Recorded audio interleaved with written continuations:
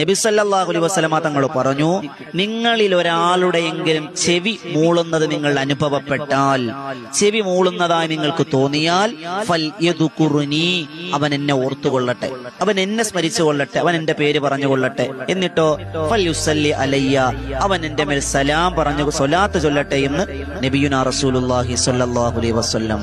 എന്താണ് അതിന്റെ കാരണം?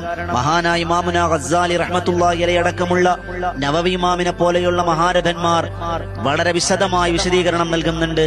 എന്താണ് കാരണമെന്നറിയോ? നമുക്കറിയാം, നമ്മുടെ റൂഹുകളെല്ലാം ഒരുമിച്ച് കൂടുന്ന ഒരു സ്ഥലമുണ്ട്, അതിനെ ആലമുൽ അർവാഹ് എന്നാണ് പറയുക.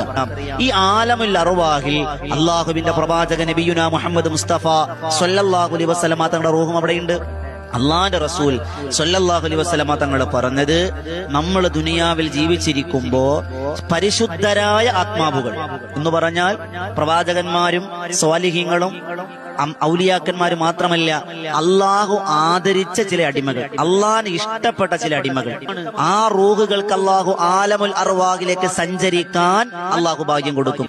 അങ്ങനെ സഞ്ചരിച്ച് അള്ളാഹുവിന്റെ മുത്തായ നബി മുഹമ്മദ് മുസ്തഫ സ്വല്ലല്ലാഹു അലൈഹി വസല്ലമ തങ്ങളുടെ റൂഹ് സ്ഥിതി ചെയ്യുന്ന പരിശുദ്ധമായ ഇടത്തേക്ക് നമ്മുടെ റൂഹ് പോകും.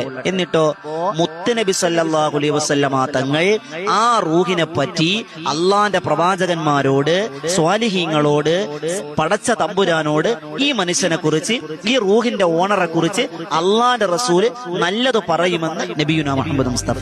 മുത്തുനബി തങ്ങളുടെ റൂഹ് അള്ളാനോട് നല്ലത് പറയും. ഈ മനുഷ്യൻ നല്ലതാണ്, ഈ മനുഷ്യന് നന്മയുണ്ട്, ഈ മനുഷ്യന് ഖൈറുണ്ട് എന്ന് അള്ളാന്റെ റസൂല് നമ്മുടെ റൂഹിനെ പറ്റി പടച്ചവനോട് പറയുമെന്നാണ്. എന്നിട്ട് അള്ളാഹുവിന്റെ ഖദർ തീരുമാനപ്രകാരം ആലമുൽ അർവാഹിലേക്ക് കടന്നു ചെന്ന് മുത്തുനബി തങ്ങളുടെ റൂഹ് സന്ദർശിച്ച് മടങ്ങി വന്ന നമ്മുടെ ശരീരത്തിലേക്ക് നമ്മുടെ ആത്മാവ് റൂഹ് തിരിച്ചു കയറുമ്പോ നമ്മുടെ ശരീരം തരുന്ന സിഗ്നലാണ് ചെവി മൂളുന്നത് എന്ന് മഹാരഥന്മാരാകുന്ന പണ്ഡിതന്മാർ.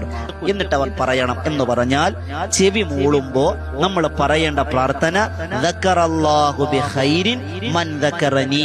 മഹാരഥന്മാർ രേഖപ്പെടുത്തി വെച്ചിരിക്കുന്ന കാര്യമാണ്, വെറുതെ കെട്ടുകഥകളല്ല. ഈ മൊയിലാർക്ക് വരെ പണിയൊന്നുമില്ലേ, ഇതൊക്കെയാണോ പറഞ്ഞു കൊടുക്കുക, ഇതൊക്കെ എവിടെ നിന്ന് കിട്ടുന്ന ഉസ്താദ് എന്നൊക്കെ പറയുന്ന ഒരു കിതാബ് മറിച്ചു നോക്കിൻ. മഹാരഥന്മാർ ഇഹിയാ ഉലൂമുദ്ദീൻ പോലെയുള്ള ശറഹുൽ മുഹദ്ദബ് പോലെയുള്ള ഗ്രന്ഥങ്ങൾ നിങ്ങൾ വായിച്ചറിയിൻ. ചെവി തുടിച്ചാൽ എന്താ, കണ്ണ് തുടിച്ചാൽ എന്താ, ചുണ്ട് തുടിച്ചാൽ എന്താ, അവയവങ്ങൾ തുടിച്ചാൽ എന്നർത്ഥം എന്നൊരു വലിയ വിശദമായ വീഡിയോ